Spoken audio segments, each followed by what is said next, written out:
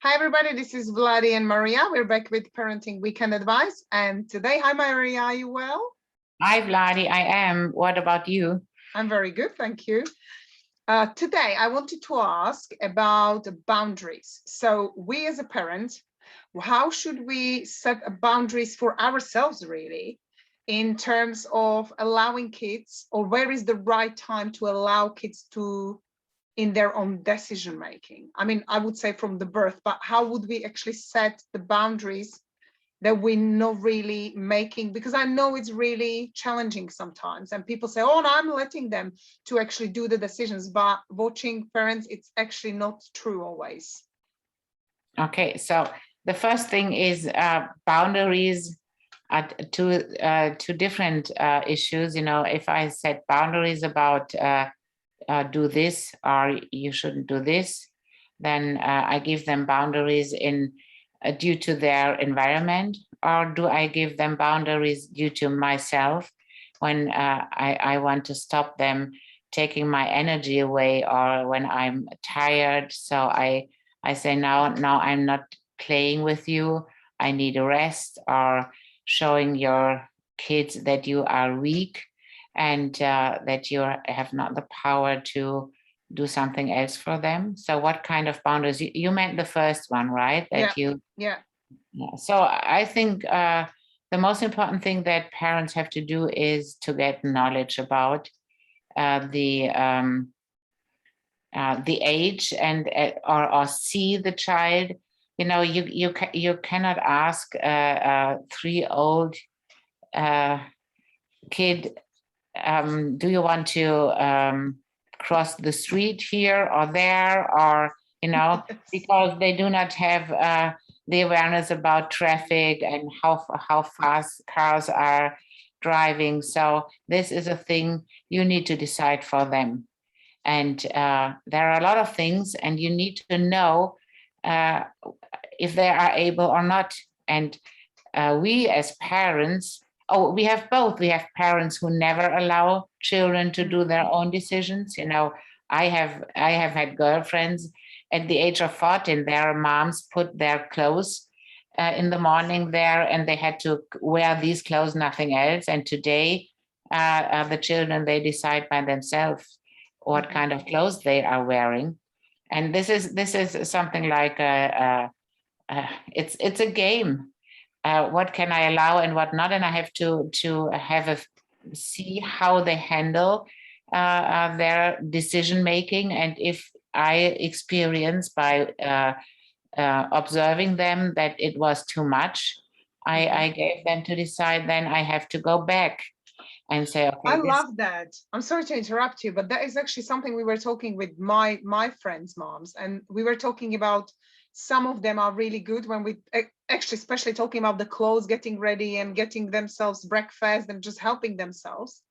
And some of them just can't do it. So actually that's a really good point. And we didn't come up with this. So it's really interesting. So you actually then take a step back and you see how much they can handle.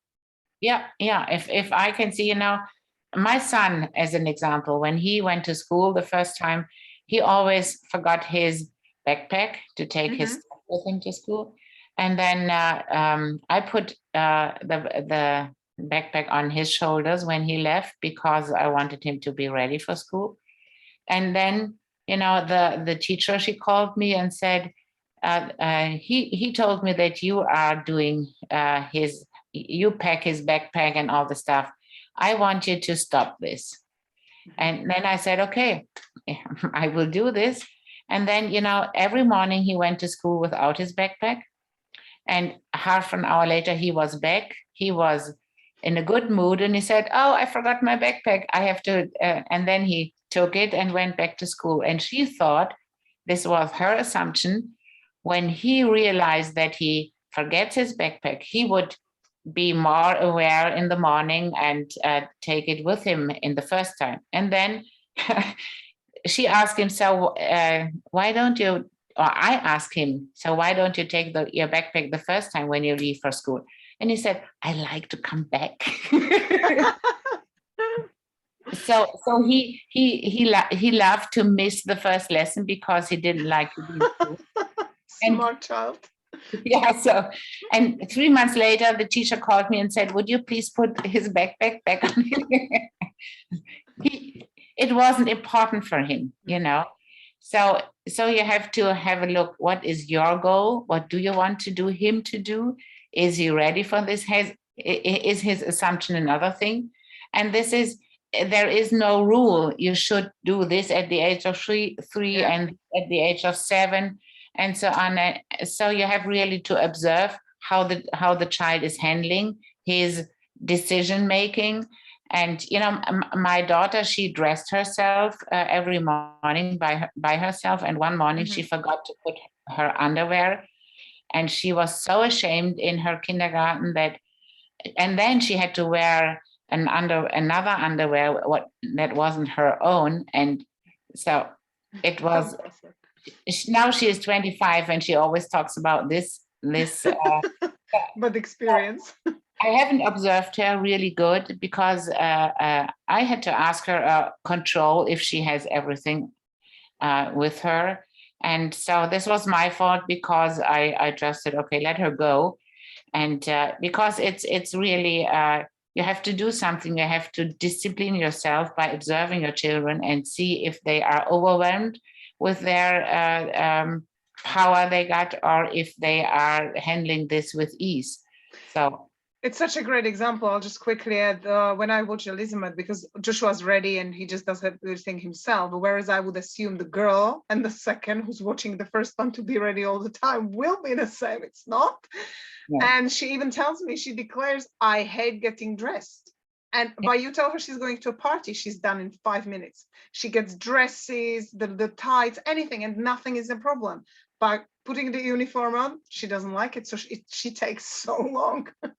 So yeah, it is, and it's a decision making, isn't it? Yeah, and it's no problem. You know, you shouldn't do this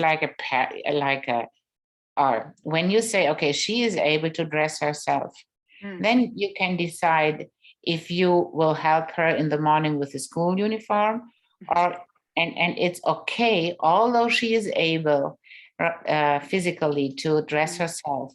It's no problem to help her in this area, because a lot of parents, they say, oh, when the child is able to do something by itself, then I would never do it again for the kid. But it doesn't destroy your education when you would differentiate between different situations. Yeah, that's a good point. You know, I've started, actually this week I've started, if she can do it under 5 minutes, she can put a marble in a jar. She loves that. So she's like, time me now.